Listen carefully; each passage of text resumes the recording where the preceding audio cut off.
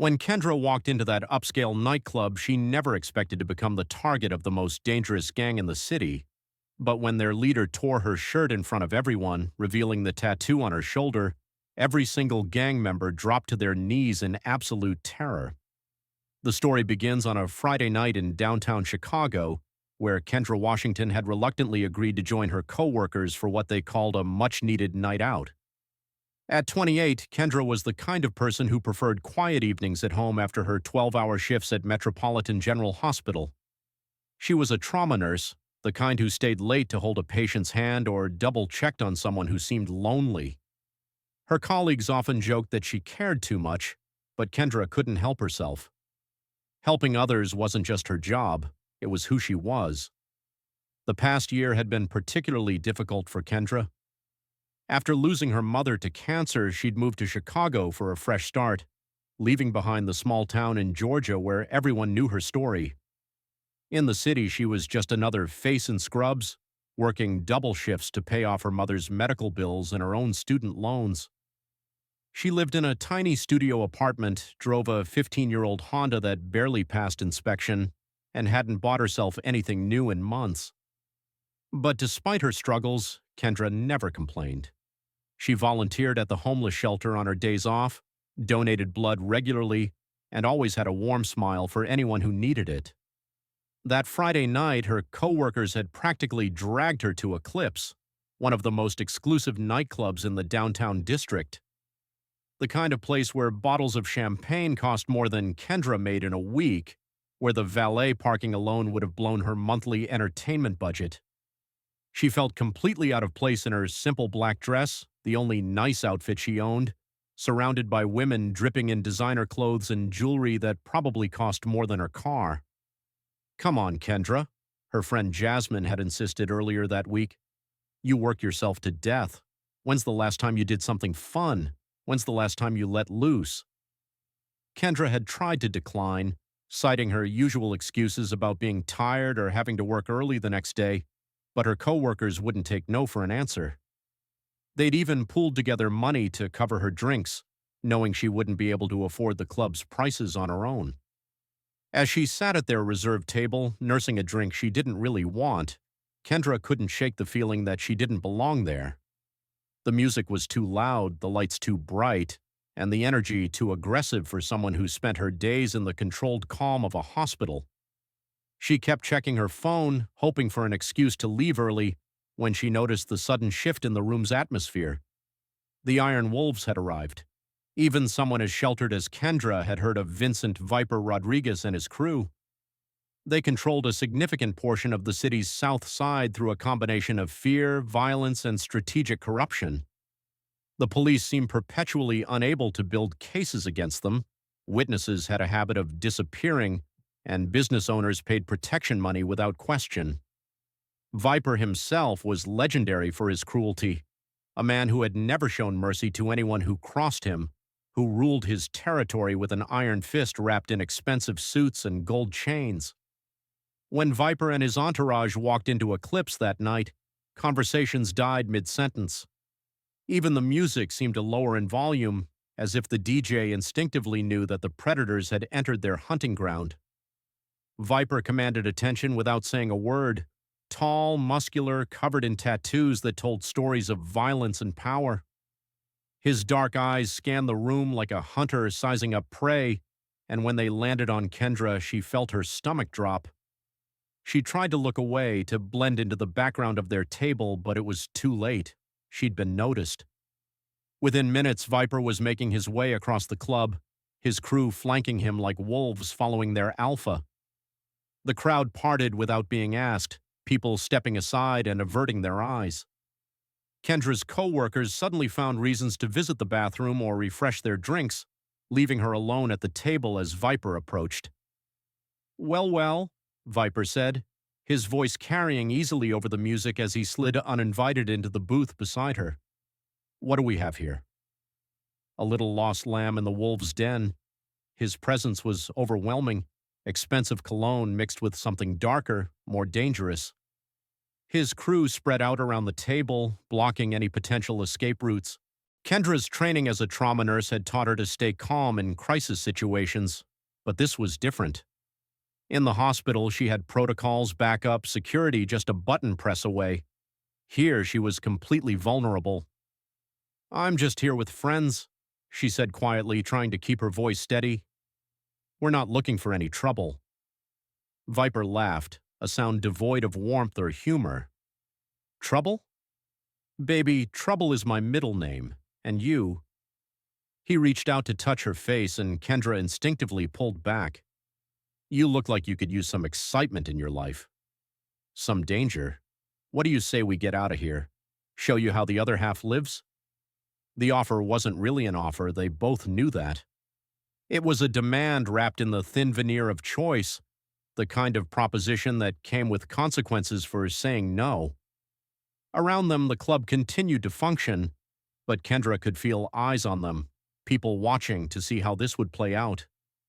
The security guards who should have intervened were conspicuously absent, and she realized with growing horror that Viper owned this place just like he owned everything else in his sphere of influence. "Thank you, but I need to get home," Kendra said, reaching for her purse. "I have work in the morning."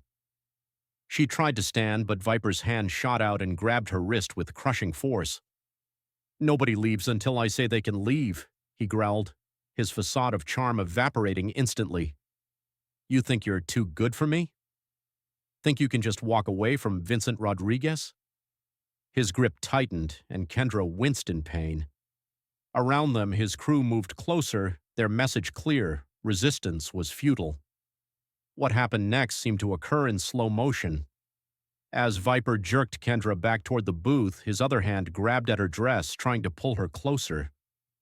The thin strap of her simple black dress, already stressed by the aggressive handling, gave way with a soft tearing sound that somehow seemed louder than the pounding music. The fabric fell away from her shoulder, exposing skin that Kendra had kept carefully covered for years. The change in Viper was instantaneous and terrifying. His face, which had been twisted with anger and lust, went completely white. His hands released her as if she'd suddenly caught fire, and he stumbled backward, his eyes fixed on something on her exposed shoulder. The cocky swagger disappeared, replaced by something Kendra had never expected to see in a man like Vincent Rodriguez: pure, unadulterated fear. "No," he whispered, his voice barely audible over the music. "No, no, no." This can't be right. His crew, confused by their leader's sudden transformation, pressed closer to see what had caused such a dramatic reaction. When they saw the tattoo on Kendra's shoulder, an intricate design combining military insignia with special forces symbols, several of them took instinctive steps backward. The tattoo was small but unmistakable to those who knew what to look for. It featured the medical caduceus intertwined with the distinctive airborne wings and lightning bolt of a special operations unit, surrounded by a banner that read, "Unit 77, Never Leave Behind." To most people, it would look like an interesting piece of art, but to anyone with military knowledge, particularly those from certain neighborhoods where sons and brothers had served overseas, it was instantly recognizable as one of the most respected symbols in the armed forces. Miguel Santos, one of Viper's oldest crew members, was the first to understand what they were looking at. A former Marine himself, before life on the streets claimed him, he recognized the significance immediately. "Dios mío," he breathed, crossing himself. "Boss, do you know what that is? That's Unit 77. That's—" He trailed off, staring at Kendra with something approaching reverence. Unit 77 was legendary in military circles, a special medical unit that had operated in the most dangerous combat zones over the past decade. They were the medics who went where others couldn't, the ones who ran toward gunfire to save lives, who had never left a wounded soldier behind regardless of circumstances. Their casualty save rate was unprecedented, and their bravery was the stuff of military legend. Getting that tattoo wasn't something you earned lightly. It meant you had served with distinction in conditions that would break most people. As the realization spread through Viper's crew, the dynamic in the club shifted dramatically. These were men who respected strength and courage above all else, who understood that true toughness wasn't about intimidating civilians or controlling territory through fear. Suddenly, they weren't looking at a vulnerable woman to be exploited. They were looking at a warrior who had proven herself in the crucible of combat. Miguel's voice cracked with emotion as he spoke. My nephew Carlos, he was blown up by an IED outside Kandahar 3 years ago, lost both his legs, nearly died from blood loss. He looked directly at Kendra, tears forming in his eyes. The medic who saved his life, who stayed with him for 6 hours under enemy fire while they waited for extraction, she had that exact same tattoo. The silence that followed was deafening. Even the music seemed to fade into background noise as the implications of Miguel's words sank in. Kendra stood there, one hand holding her torn dress in place, the other hanging at her side, and for the first time since they'd approached her table, she looked directly into Viper's eyes. There was no anger there, no desire for revenge or confrontation, just a quiet dignity that made every person in that circle understand exactly who they were dealing with. I remember Carlos, Kendra said softly, her voice carrying despite the club's noise. 19 years old, from Chicago's South Side. He kept asking for his Aunt Maria while we worked on him, kept saying he promised her he'd come home. She paused, her eyes distant with memory. He was brave. They all were. Viper, a man who had built his reputation on never showing weakness, slowly sank to one knee. His crew, following their leader's example, did the same. Around them, the club patrons watched in stunned silence as one of the most feared criminal organizations in the city knelt before a woman in a torn dress. But the night's surprises weren't over. From across the club, a distinguished African-American man in an expensive suit had been watching the entire confrontation unfold. Colonel James Harrison, recently retired from active duty, had been at Eclipse for a private meeting with city officials about a new veteran support initiative. He recognized the tattoo from across the room and had been prepared to intervene if necessary, but Kendra's handling of the situation told him everything he needed to know about her character. As Viper and his crew remained kneeling, Colonel Harrison approached their table with measured steps. "Sergeant Washington," he said formally, and Kendra's spine straightened instinctively at the sound of her former rank. "It's been a long time." The reunion was emotional and brief. Colonel Harrison had been looking for Kendra for months, ever since her name had come up in discussions about staffing a new trauma center the city was planning to build. Her record was impeccable. She had saved over 200 lives during her tours overseas, had been awarded multiple commendations for valor, and had been personally recommended for the position by 7 different commanding officers. "The job is yours if you want it," Colonel Harrison said, his voice carrying easily in the stunned quiet of the club. "Head of emergency medicine at the new Southside Trauma Center. Full benefits, competitive salary, and the chance to continue the mission you started overseas, saving lives where it matters most." The Southside Trauma Center would be built in the heart of Iron Wolves territory, designed to serve a community that had been underserved by the medical establishment for decades.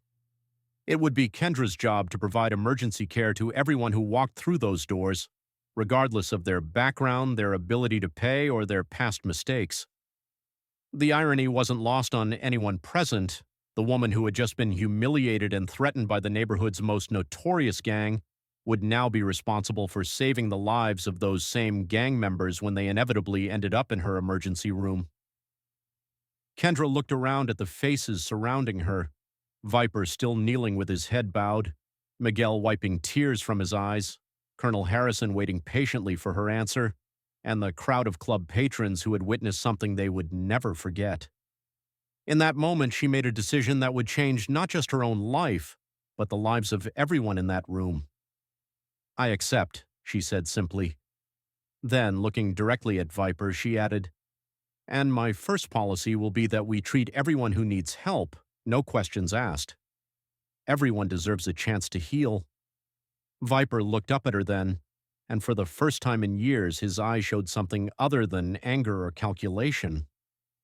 "Ma'am," he said quietly, "if you'll have us, the Iron Wolves will make sure that center is protected. Nobody will hurt you or your people while you're trying to help ours." What followed was a transformation that nobody in that club could have predicted. Over the course of the next hour, as word spread through the building about what had happened, people began to approach Kendra, not as someone to be feared or impressed, but as someone to be thanked. A bartender mentioned his brother who had been saved by a Unit 77 medic in Iraq. A waitress spoke of her boyfriend who had served alongside Kendra's unit in Afghanistan. Story after story emerged of lives touched by the work Kendra and her fellow soldiers had done overseas. By the time the night ended, something fundamental had shifted in the social dynamics of that corner of Chicago. The Iron Wolves, a gang that had terrorized the neighborhood for years, had publicly pledged to protect the very institution that would serve their community. Viper himself, still shaken by the evening's revelations, approached Kendra before she left. "I want you to know," he said, his usual bravado replaced by genuine humility, "what happened tonight, how I treated you, that's not the man I want to be. If you'll let me, I'd like to make it right. Maybe find ways for my people to help with the center. We know the streets, we know who needs help the most." 6 months later, the Southside Trauma Center opened its doors with Kendra Washington as its head of emergency medicine. The facility quickly became a beacon of hope in a community that had seen too much violence and too little compassion. True to his word, Viper had ensured the center's protection, and several former Iron Wolves members had enrolled in EMT training programs that Kendra had helped establish. The transformation wasn't limited to the gang members. The center's success had inspired similar initiatives across the country, and Kendra's story, the nurse whose hidden military service had turned enemies into allies, had become a viral sensation. She used her newfound platform to advocate for veteran health care, community healing programs, and the radical idea that everyone, regardless of their past, deserved access to medical care and the chance at redemption. But perhaps the most powerful part of Kendra's story wasn't the dramatic confrontation in the nightclub or the successful trauma center. It was the quiet moment every day when she put on her scrubs, looked at herself in the mirror, and remembered that true strength isn't about the battles you've won or the enemies you've defeated. It's about the lives you've saved, the hands you've held, and the hope you've given to people who had lost faith in tomorrow. The tattoo on her shoulder had revealed her past, but it was her heart, her unwavering commitment to healing rather than hurting, that had changed the future for an entire community. In a world quick to judge by appearances and quick to write people off as beyond redemption, Kendra Washington proved that heroes walk among us every day, often unrecognized and underestimated, ready to transform lives with nothing more powerful than compassion and the courage to see the humanity in everyone.